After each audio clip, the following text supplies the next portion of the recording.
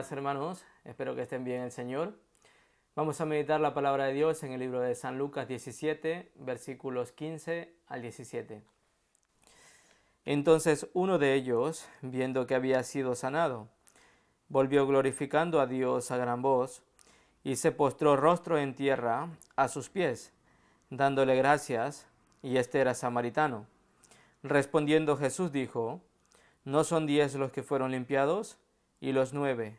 ¿Dónde están? Es palabra explicando sobre 10 leprosos que fueron limpiados.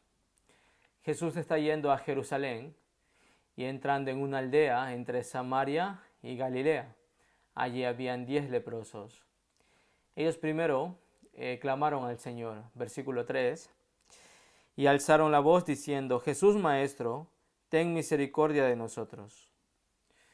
Si leemos este versículo podemos denotar que no conocían a Jesús correctamente.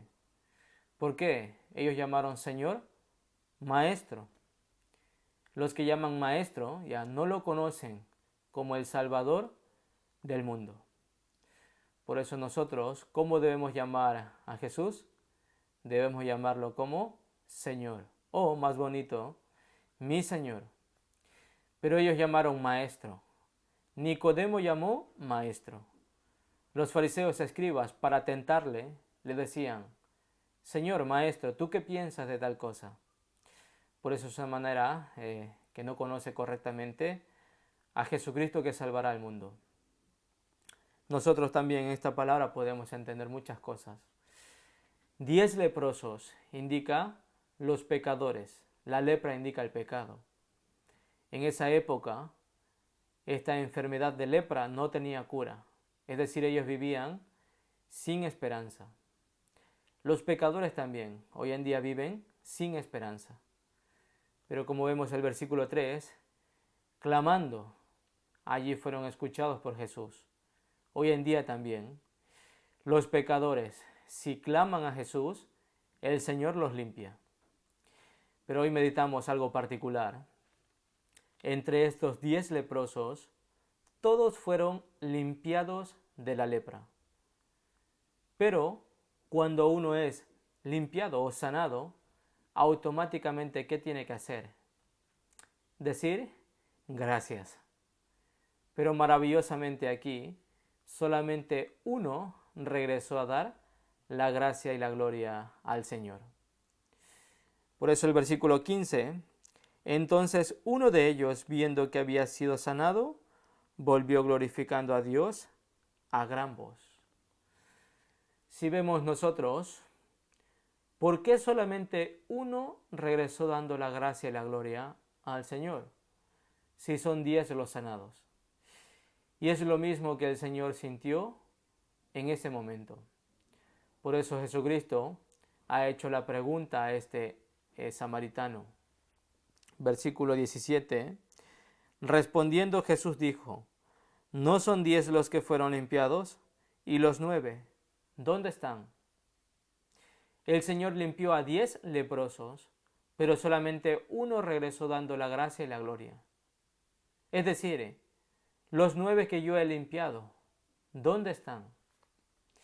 Si vemos esta pregunta, es una pregunta de tristeza. Tiene melancolía y suspiro. Es una pregunta de lamentación. El Señor ha limpiado a 10, pero solamente uno ha regresado a dar la gracia y la gloria. ¿Qué nos quiere enseñar esto? Entre los 10, todos fueron limpiados de la enfermedad, es decir, de la carne, de la lepra. Pero solamente este samaritano fue limpio del espíritu. ¿Cómo sabemos esto? El versículo 18 y 19 también voy a leer. No hubo quien volviese y diese gloria a Dios, sino este extranjero.